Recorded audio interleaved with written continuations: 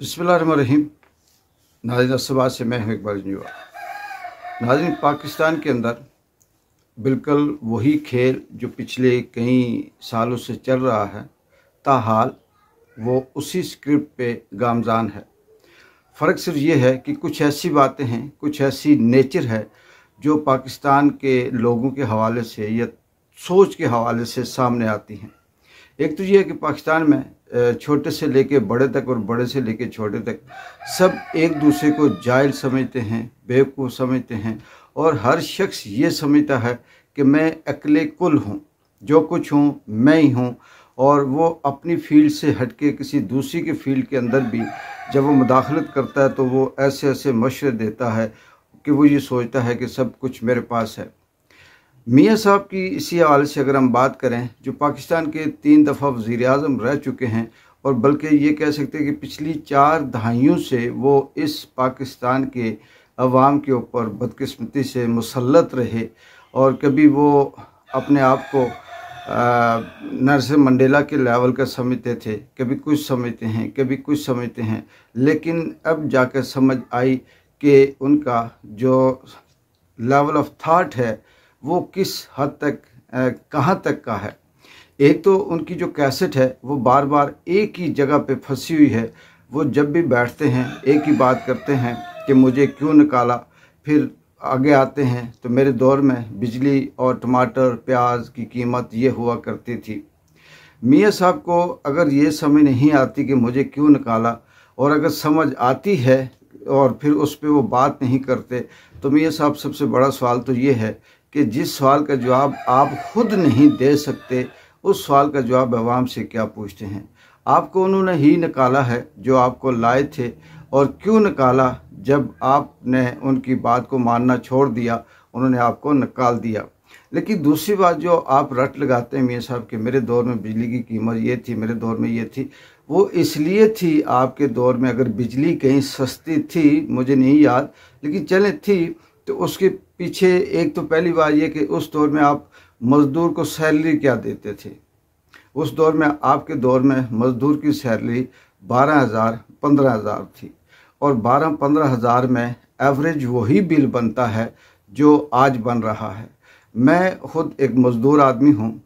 मैं नाज़रीन आपको बताऊं कि मियाँ साहब से भी पीछे चले जाएं, जब से होश संभाला तब से लेकर आज तक जो आम आदमी है उसकी ज़िंदगी एक पैसे की भी नहीं बदली।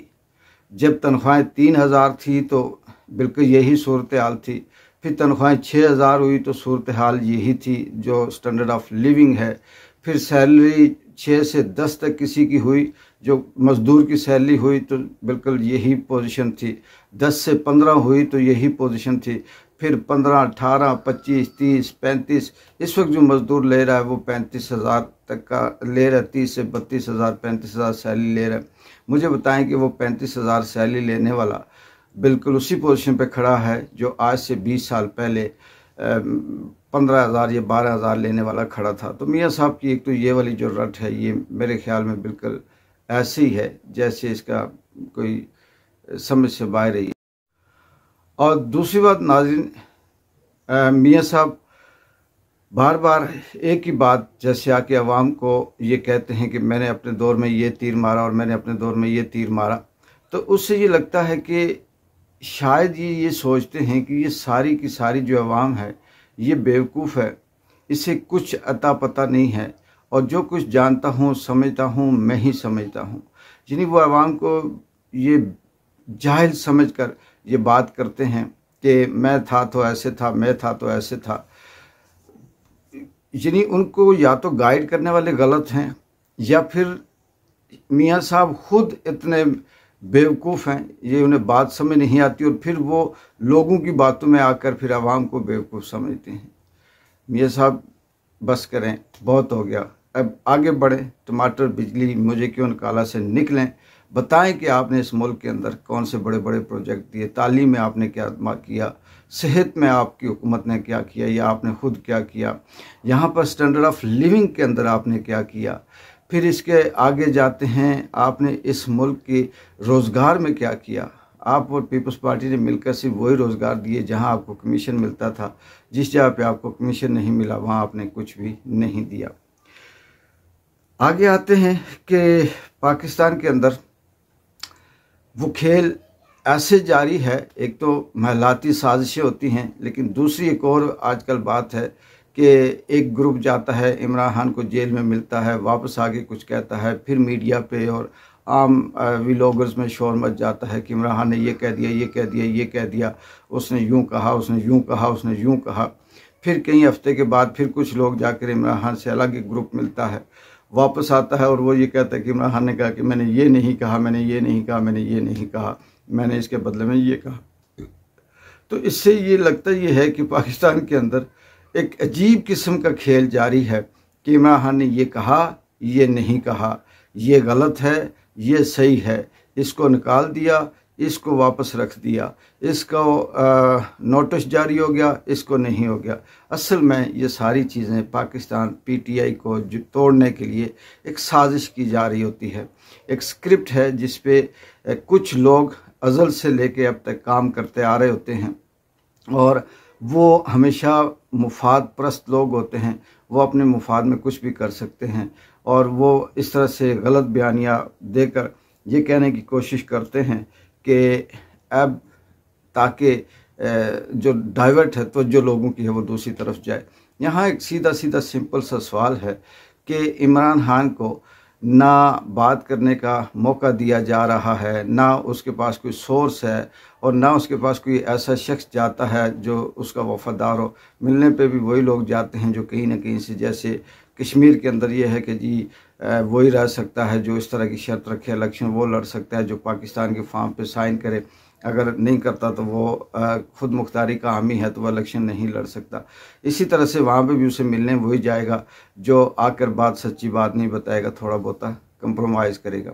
यहाँ चाहे वकला हों या पीटीआई के लोग हों, ये भी इसी खित्ते के हैं, इसी सोच के मालिक हैं, इनके पास कौन सा कोई नई कोई ऐसी चीज़ है। तो ये सारी चीज़ें देखते हुए हमें ये समझ आती है कि ये जो तमाशा लगा हुआ है, ये जो इधर की बात उधर, उधर की बात उधर, एक फुटबॉल की तरह सब कुछ बनाया हुआ है। मियाँ साहब की वो जो कैसेट फंसी हुई है, ये सारा वक्त गेनिंग है, वक्त गुजारने के बहाने हैं और ये झूठ फ्रॉड और आवाम को भलाने के लिए वो है। असल मकसद जो इस मुल्क के ऊपर मुसल्लत शुदा टोला है उसका ये है कि इमरान खान फंसा रहे, वो उसे कंप्रोमाइज़ करने पे मजबूर करें और जब तक कहीं ना कहीं देखते हैं शायद कि कोई हमें सुराख मिल जाए, कोई ऐसा रास्ता मिल जाएगा जिससे हम ये कहें कि जी अब हम काबिज़ हो गए हैं, ताकत में आ गए हैं, अब हम किसी को नहीं छोड़ेंगे। लेकिन ऐसा नहीं है, क्योंकि ये जंग ना सियासी जंग है, ना समाजी जंग है, न किसी और तरह की जंग है। नाज़रीन, ये खुदा और ना खुदा की जंग है, ये आसमान और ज़मीन के रहने वाले खुदाओं की जंग है और कुदरत और आसमानी खुदा और ये वो कभी शिकस्त नहीं खाता। वो अपने तौर पे चाहे तो अबाबील की फ़ौज भेज दे, मच्छर को भेज दे, किसी तूफ़ान को भेज दे या किसी और तरह से कोई सज़ा दे दे, उससे कोई जीत नहीं सकता। एक बार जिन जो अगली डेवलपमेंट तक इजाज़त दें। अल्लाह हाफिज़।